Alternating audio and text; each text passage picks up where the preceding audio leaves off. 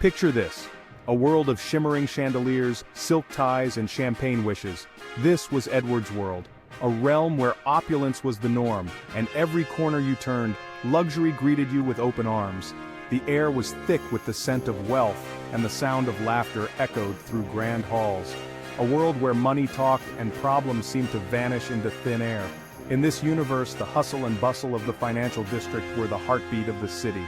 High-end shopping streets were the playgrounds of the elite, and luxury car dealerships were the toy stores for grown-ups. Edward, a titan of industry, had built an empire from the ground up.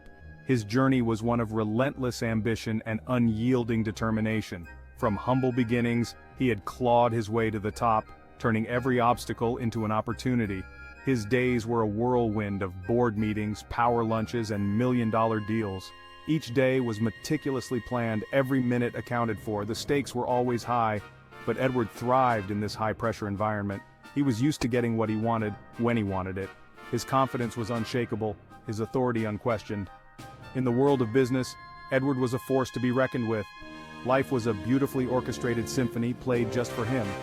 Every note, every chord, was a testament to his success. Upscale events, lavish parties, and exclusive gatherings were the norm, but beneath the surface of luxury, there was a void. In the quiet moments when the noise of the world faded, Edward felt an emptiness that all the wealth in the world couldn't fill. A nagging feeling that something was missing.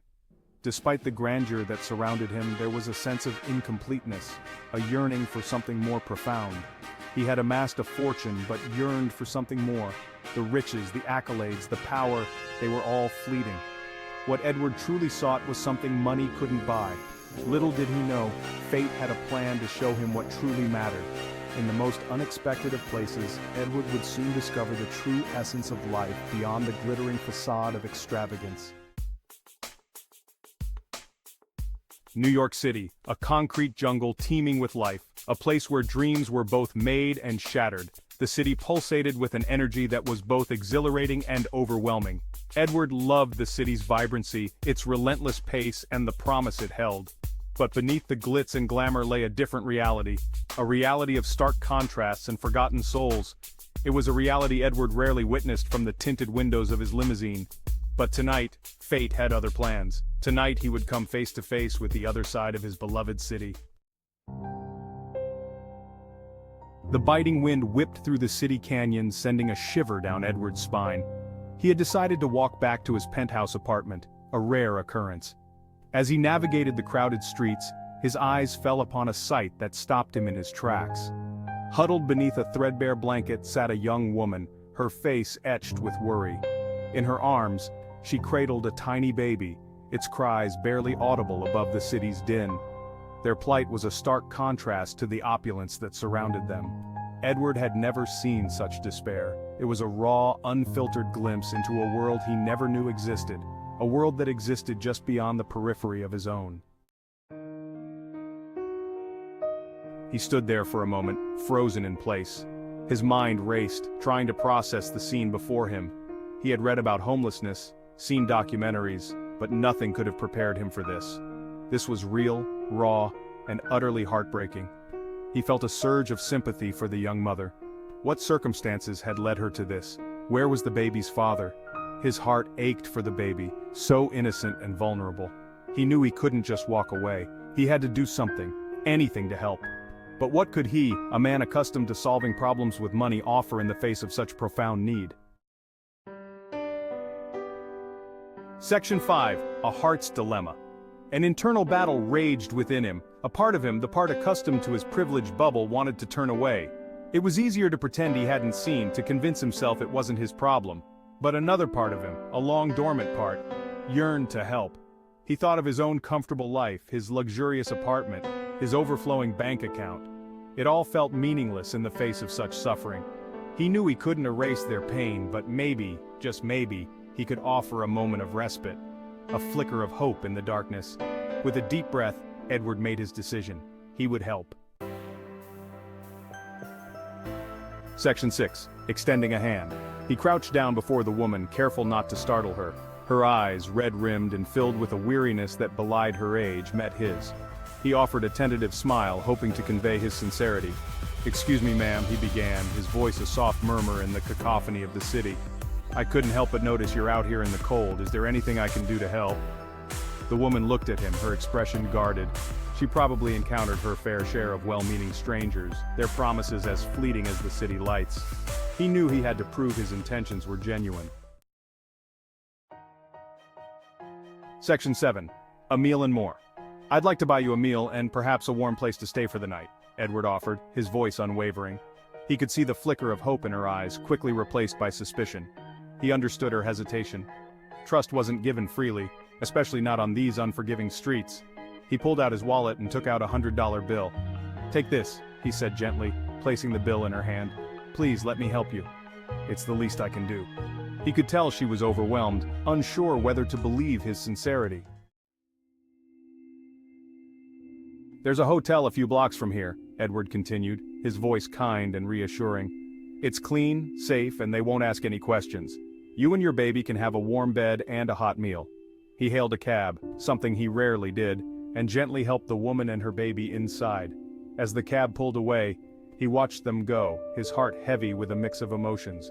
He couldn't shake off the image of their despair, the baby's cries echoing in his ears. He knew this one act of kindness wouldn't solve their problems, but it was a start. It was a step towards reclaiming his own humanity. Days turned into weeks, and the memory of the young mother and her baby lingered in Edward's mind.